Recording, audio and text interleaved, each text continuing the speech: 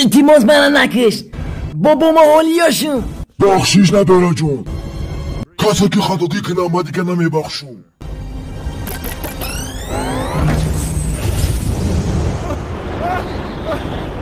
آخرین خواهش بگو من خواهش دارم که یک گپی خوش رو بگم پیشای مردنم آنا یافتم مطرم نغز ببینم بگو نه تو که مرا کشتسی خیلی نیچه نمیشه اگر من بگم ترا نغز ببینم اختیارت خی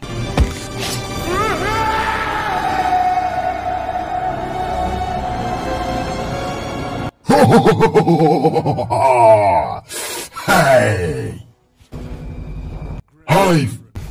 خیلی زیرک با کوری خیلی ششور بود لیکن ما اوجه باید کشتم خیلی زیرک با کوری خیلی ششوره راست گفتی بابی لیکن من زنده‌ام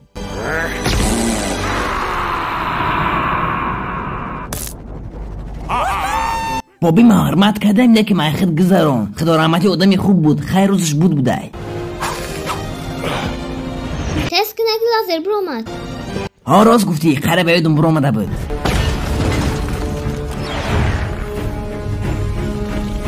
وقتش رسید حاضی این مکفه سونیک تو دک جایی این ما اومده سمقت یک پودا دشمن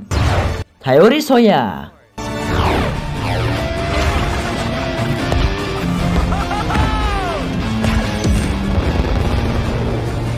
ته دو جا رفتم در کار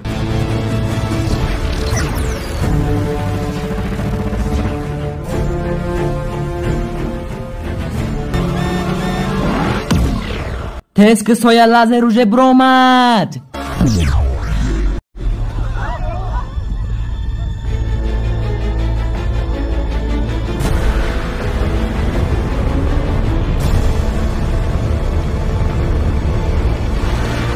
نقشه تو همه بده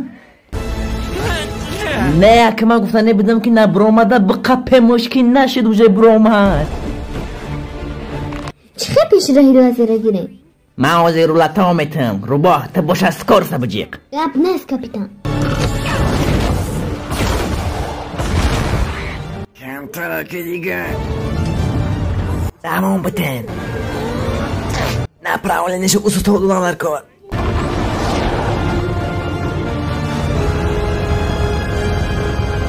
من دیگه طاقت نکرسم من نگاه کردم میشینه اخی بیا یاردم کنه طاقت که کمتره که دیگه مانده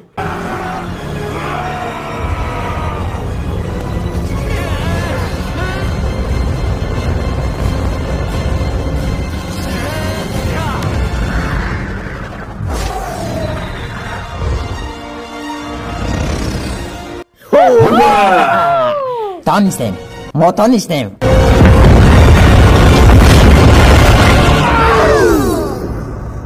ما حریدم موندم یه برجا نگاه کنه سونیک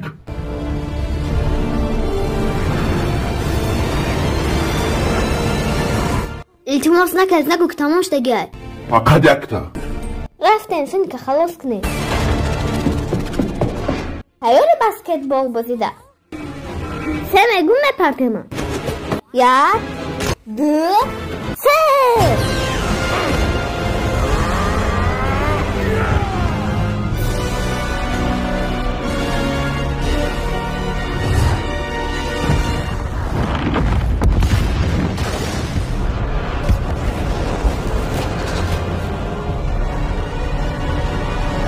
اعوذ بالله من الشیطان الرجیم اول کشتی چی میشه؟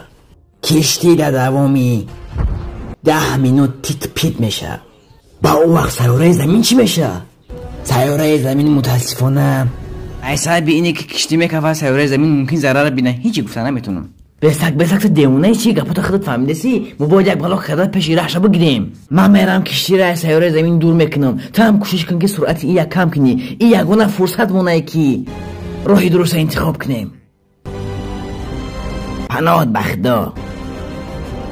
خار پشته که بیزه بی بگین